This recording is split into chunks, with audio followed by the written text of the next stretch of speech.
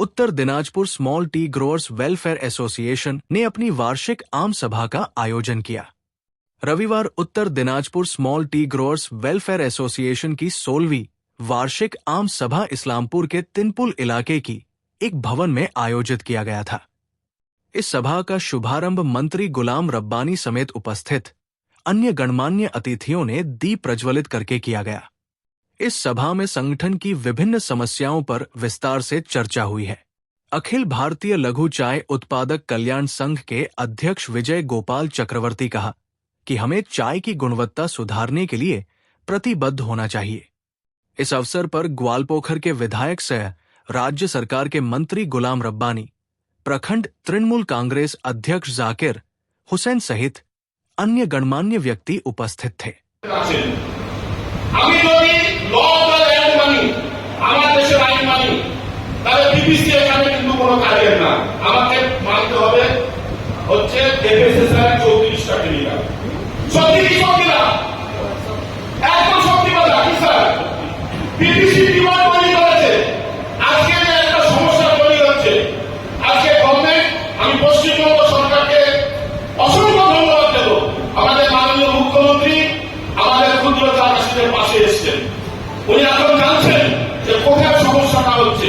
আমাদের মাননীয় মন্ত্রী, শ্রমিক মন্ত্রী মলায়দা আমাদের কথা শুনছেন, আমাদের তিনি সমস্যা বুঝতে পারছেন এবং উনি ফিলিং করছেন যে সমস্যাটা কোথায় হচ্ছে।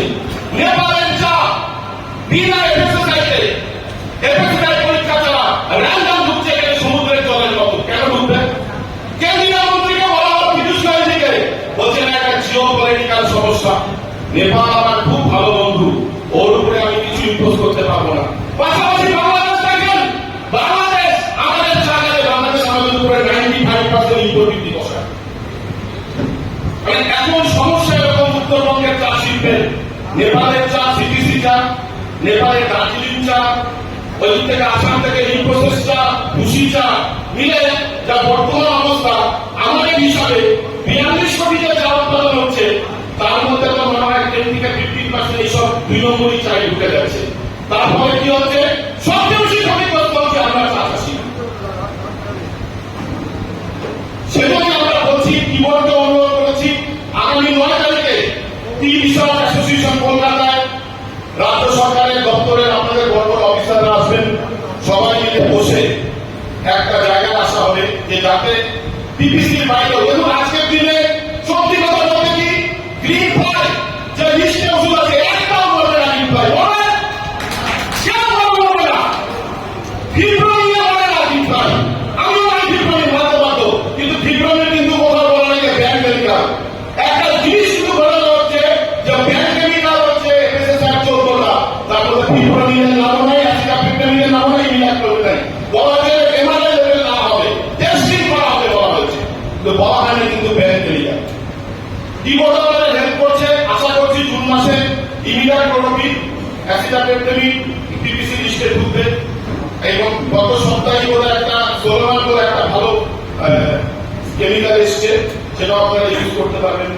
কিন্তু সমস্যাটা হচ্ছে যে রাজ্য সরকারের আমি কোনো দোষ দেবো না, কেন ওনারা যে পেয়েছেন সেইভাবে ওনারা কাজ করছেন। কিন্তু একটা জিনিস আমাদের ভাবতে হবে যে চায় কিন্তু এমন কোন বিষ নাই যে মানুষ খেয়ে মরেছে, তো বলবো না চায় কেউ মরেছে বিষ খেয়ে। কোভিড কালে চায় বাঁচিয়েছে কারা? কারা সবাই বাঁচিয়েছে। Is a natural healthy way investing, আমাদের মনে রাখতে হবে, যেটা কোনো কিছু বাইরে থেকে সম্ভব হয় না। আর যে হাই টেম্পারেচার এটা হয় তাতে কিন্তু কিচ্ছু থাকে না। একটা মহল, আমরা তো বলবো কফি মহল, কফি মহল থেকে চেষ্টা করা হচ্ছে চায়ের বদনাম করো, চায়ের বিক্রি কমাও। আমরা যদি সবাই ঠিক থাকি, আর আপনাদের সবাই অনুরোধ করছি, আমরা প্রতিজ্ঞাবদ্ধ নিরাপত্তা তৈরি করার জন্য we are committed to produce safety. সেজন্য আমি সবাইকে অনুরোধ করবো, এই যে 9 তারিখে মিটিংটা হবে, এগ্রিকালচার ডিপার্টমেন্টের সাথে দেখা করে, আমাদের যারা পেস্টিসাইড বিক্রি করে তাদের সাথে বসে, যেগুলো কোম্পানি আছে তাদের সাথে বসে আমরা যাবে একদম ব্যান্ড কেমিক্যাল 14 আমরা ইউজই করবো না, ওটা কোনো প্রশ্নই নেই। মনোসিল অ্যাসিডেট আমরা ধরবোই না। বাকিগুলোতে এখন যা বর্তমান ওয়েদারের কন্ডিশন, আর আপনারা যেই এলাকায় থাকেন এটা খরাপ বলে আমাদের জলবায়ু কালকে রাত্রিও দুদম বৃষ্টি হয়েছে, আবার বৃষ্টি হবে, আপনাদের এখানে বৃষ্টি এই এলাকাটাতে পোকা দমন করা খুবই কঠিন। আপনাকে বাস্তবটা জানতে হবে, মাটিটাকে জানতে হবে, তাহলে আপনি বুঝতে পারবেন যে কোথায় কষ্ট। চাষি কিন্তু পয়সা খরচা করে এমনি ওষুধ মানে না, চাষি মানে তার ক্রপটাকে বাঁচানোর জন্য, কারণ তার লক্ষ্য ছিল তার ক্রপটা। সে মিথ্যা কিন্তু ওষুধ মানে না। আমি একটা সোনাইকে চাকরি দেবো, আমি অর্গানিক করবো, আমি রিজনালি এগ্রিকালচার করবো, আমি ওই করবো ওই করবো, কিন্তু চাষি যখন মাঠে যায় না, তার চেয়ে বড় বৈজ্ঞানিক কেউ নাই, তার কন্যায় কবিতা আপনাকে মানতে হবে। আমি সবাইকে অনুরোধ করবো যে আমরা যারা আজকে ভারতবর্ষের চায়ের পরিমাণে সদস্য হই, আমরা ভারতবর্ষের চায়ের ক্ষতি চাই না, আমরা ভালো চাই। আমরা যারা চা পাই তাদেরকে আমরা তাদের সেলফে সয়েল টু সেলফ আমরা নিরাপদ চা দিতে চাই, এবং সেটা আমরা কমিটমেন্ট আমরা করবই। আমি সুন্দরবন স্যারকে বলবো, স্যার কুনিং মেশিন প্লাকিং মেশিন প্রচুর দিলে, আমি বলবো স্যার এটা ট্রেনিং দিয়ে যান। আমি আপনাকে বলি sir it is a continuous process. আমরা যত বেশি চাষির কাছে যাব, যত চাষির সাথে কথা বলবো, তত এই সমস্যার সমাধান হবে। 30,000 চায়ের এই ক্ষুদ্র চা চাষের সঙ্গে যুক্ত মানুষ আছেন, এবং তার সঙ্গে যুক্ত বহু মানুষ এই শিল্পের সঙ্গে যুক্ত। 90 দশক থেকে হচ্ছে যে পথ চলা, তৎকালীন যে সরকার, সেই সরকার তার যে মন্ত্রী, তারা আপনাদের পাশে ছিল, এবং এনওসি দেওয়ার ক্ষেত্রে তাদের একটা ভূমিকা ছিল, সেটা আমার এখানে বিজয় কুমারদা আছে নিশ্চয়ই জানেন। এবং আমি বিশ্বাস করি যে বর্তমানে যে রাজ্য সরকার আছে তারাও আপনার পাশে থাকবেন, কারণ আগামী দিনে এই শিল্পকে এগিয়ে নিয়ে যাওয়ার ক্ষেত্রে তাদের উদ্যোগ দরকার। যদি কোথাও খামতি থাকে, শাসক দলের নেতৃত্ব প্রতিনিধিরা এখানে আছে, সেই খামতি মেটাবার চেষ্টা করবেন। সম্মেলনে সম্পাদকীয় প্রতিবেদনে সম্পাদকের রিপোর্টে যেটা উঠে এসছে, যা বুঝতে পারছি কিছু কিছু জায়গায় সমস্যা তৈরি হচ্ছে, সেক্ষেত্রে নিশ্চিতভাবে সরকারকে এগিয়ে আসতে হবে। সরাসরি মুখ্যমন্ত্রীর হচ্ছে যে ইন্টারফারেন্স দরকার আছে বলে আমার মনে হয়। এবং সর্বোপরি আপনাদের যে উদ্যোগ আছে, আপনাদের যে এই শ্রমিক যারা, তারা মানে অন্যান্য স্টেজে গিয়ে জেল খাটতে হচ্ছে। তো দাদা বলছি যে মানে আমাদের যে গোয়ালপুর বা আমাদের উত্তর দিনাজপুরের এই ধরনের শ্রমিক মানে কত সংখ্যা হতে পারে, বা তাদের কি কি সমস্যা হচ্ছে, আপনার কাছে কি রিপোর্ট আছে? এটা অনেক আছে, কেন কি এই শ্রমিকগুলো আজ থেকে তো না, 1977 থেকে ওরা যাওয়া স্টার্ট করেছে, 1977। তারপরে যেতে যেতে যারা যায় ওখানে, এখানে তখন ফ্যাক্টরি, তারপরে মাল্টিন্যাশনাল, তারপরে কম্পিউটার, তারপরে আইটি, তারপরে আপনার বিভিন্ন কলকারখানা। এখানে তখনকার গভর্নমেন্ট, ওয়েস্ট বেঙ্গল গভর্নমেন্ট আসতে দেয়নি, তখনকার লেফটেন্যান্ট গভর্নমেন্ট, যার ফলে কাজের জন্য সবাই চলে যেত ওখানে। ওখানে নিজে নিজে জায়গা নিয়ে নিয়েছে। আর একজন যদি যায়, তুই যদি আজকে যাইস ওখানে, যদি 1,000 টাকা যদি পার ডে আর্ন করিস, আর এখানে তোর ভাই একটা ঘুরে বেড়ায়, তুই নিশ্চয়ই মনে করবে কিনা আমার ভাইটাকে আমি ডাকি। এরকম করে যাতায়াত স্টার্ট হয়েছে কেরল, হরিয়ানা, দিল্লি, মহারাষ্ট্র, তামিলনাড়ু, এগুলো। আর আমাদেরও রাজ্যতে গুজরাটি, রাজস্থানী, তারপরে মহারাষ্ট্র, ইউপি, বিহারের প্রচুর লোক আছে, ওরাও প্রজা শ্রমিক। কিন্তু আমরা শ্রমিকদের জন্য একটা বোর্ড করে দিয়েছি, বোর্ডে রেজিস্ট্রেশন করবে, যেটা গভর্নমেন্ট অফ ইন্ডিয়া ওয়েস্ট বেঙ্গলের লাভ হবে ওটা নিতে পারবে।